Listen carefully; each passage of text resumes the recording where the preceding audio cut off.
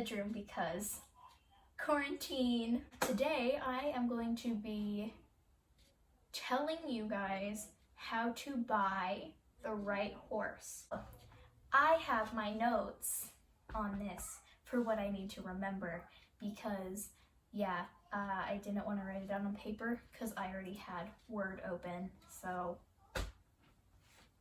anywho. Okay, so the first step to buying the correct horse, in my opinion, is to write out your criteria. And I'll actually show you guys like what a basic criteria is. This is not my criteria. My criteria is not very strict at all, but you guys can have a very strict criteria. I want a gray 17-hand thoroughbred gelding, born this date, you know what I mean? You guys can have a really strict criteria, or you can have a criteria that's like mine, where you're like, I would really love to have a thoroughbred or Mustang, but I would take pretty much anything. Your criteria, depending on you, can be very strict or not at all. And yeah, that's the first step, is really just setting your criteria and getting that ready. The second step is by far pretty much the most important. You don't want to go searching for horses and decide to buy one and don't have the money for it. So select your budget. I'm not going to really share my budget for horses, but I will say it is not super high and it's not super low. It's kind of in the middle range. It just really depends. If you want to spend $2,500 for a horse and that is your limit, you want to spend $25, then hello, mother. Hello, daughter. How are you? Fine. That's good. So yeah, you want to set your budget. Do you want to be able to pay from $1,000 to $7,000, or do you want to be able to pay? I want to find a horse that's in the $100 to $300 range. Depending on your budget, it's going to be easier or harder to find horses. So the third step that you're going to need to take, in my opinion, is figuring out if you want to buy or lease a horse. Personally, I don't ever see myself leasing a horse. I don't have a problem with it. I would just rather own my horse. I don't know, that's just my personal preference. But I know a lot of people who actually just lease their horses. Just figure it out. Do you want to buy a horse? Do you want to lease a horse? Something like that. Don't rush into it. Take your time. You get very impatient. I have a problem with getting very impatient and wanting a new horse right this second. And going on, I personally really love Craigslist.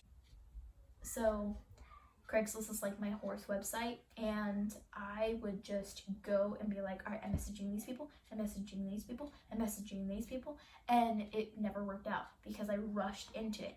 And if you just take it slow and relax, on Facebook, I do not personally have Facebook, but my parents do, so I kind of go on their phones and go to the horsey websites and find, you just scroll for hours and wait till you find something and find all the hidden horses in the comments and stuff and see what you can look for. So number 5, this is my personal opinion, you don't have to do this, but when you find your horse and you talk to your parents, or your trainer, or something, whoever your legal guardian is, or whoever helps you with the buying of horse process, you need to text the people, obviously. Message them, email them somehow. Get a hold of them to let them know, hey, I want your horse. And you're gonna want to ask them for more pictures. If it's a horse that's rideable, I would do videos, but I am on a project and I would like videos of my project lunging in a circle, and ask a million questions.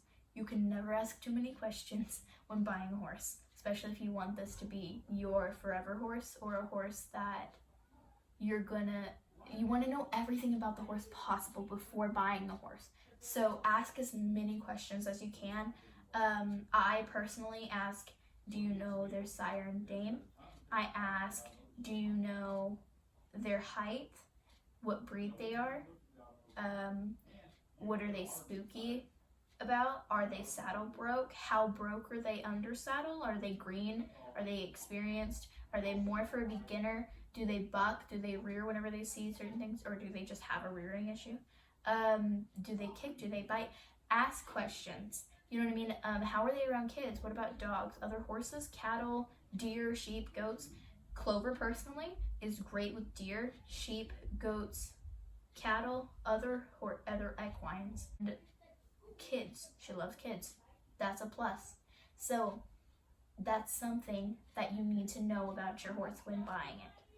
So after you've messaged people about your horse, the next step you're going to need to take is obviously go try your horse. I personally wouldn't advise buying a horse sight unseen. Always go try your horse. Don't forget to like and subscribe, and if you guys want more videos like this, comment below and I will do them. And we'll see you guys in the next video. Bye.